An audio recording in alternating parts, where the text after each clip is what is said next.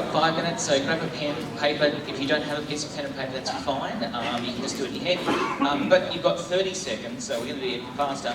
30 seconds to write down as many uses as you can for a brick. 25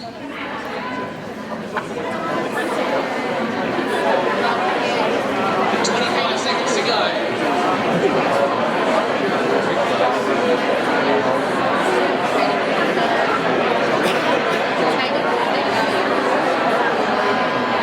Make it easy for us, easy.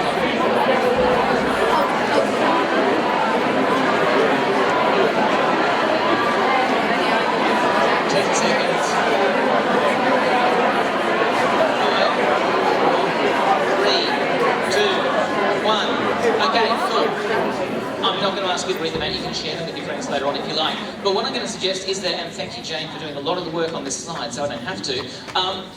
Convergent thinking and divergent thinking. What you've just been doing is an example of divergent thinking. So you've got a bit of a feel for what it's like. It's different from the thinking that we do a lot of the time, and really importantly, it's different from what we focus on developing skills in a lot of the time. So much of the focus, particularly in education, is around how do we make people better convergent thinkers. That's really important, but more and more we understand that it's the combination of convergent and divergent thinking that allow our students to do better things in our classrooms and when they leave, and that allow us to create better classrooms for those students. So, in the remaining time, how can we help ourselves and our students become more creative, become better divergent thinkers?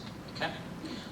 It helps to think about your creativity, externalise your creativity, creative. Mine might look a bit like this. If yours looks a bit like this, you need to be more creative. Think about what does your creativity look like? And then you're going to do some things. I'm going to give you 3 things that you're going to do to help your creativity going forward from today. Number 1, exercise it.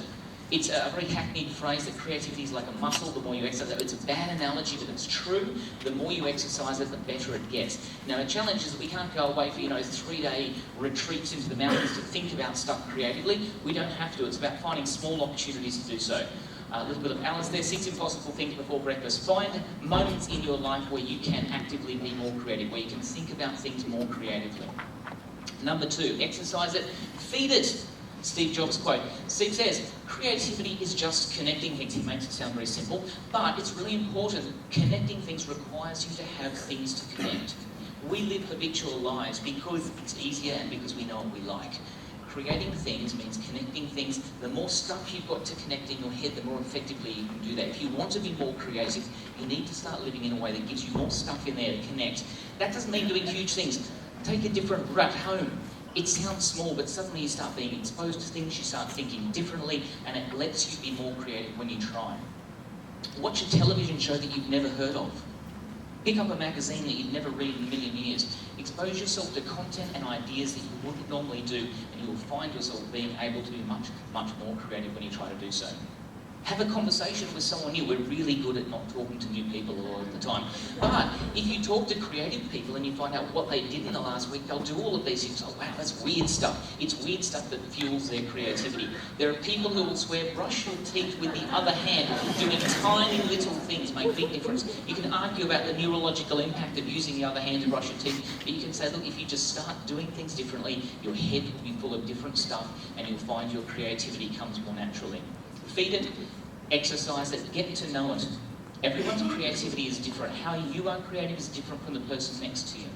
Understanding our creativity enables us to be more creative and to do it more easily, and encouraging our students to do the same enables them to be more creative and to learn about their own creativity. We've talked about metacognition, about meta language.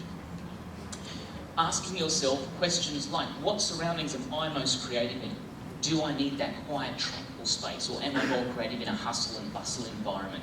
What are the kind of spaces and moments? Is it at 4 o'clock in the morning where I'm most creative? Is it in the morning when I wake up I'm most creative? Understanding that can help you. What processes and tools help me to be most creative? The exercise that Jane took us through a moment ago was an example of a process. Having lots of bits of paper around, Lego, what is it? What's the stuff that helps you be more creative? What things often stop you on the other hand? What are the barriers? How can you start to understand what those barriers are and learn to overcome them? And really importantly, we're talking about collaboration.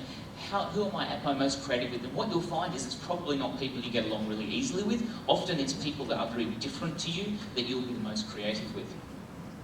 So this is all about understanding that, being creative and reflecting on that understanding your own creativity, actually fostering the growth of your own creativity is the way that we can become most creative, that we can model that behaviour for our students so that we can explicitly encourage it in them. So 3 things: exercise your creativity, feed your creativity, get to know it, and you'll find that in no time at all, you'll be not only being more creative, but you'll be having more fun doing it. Thank you.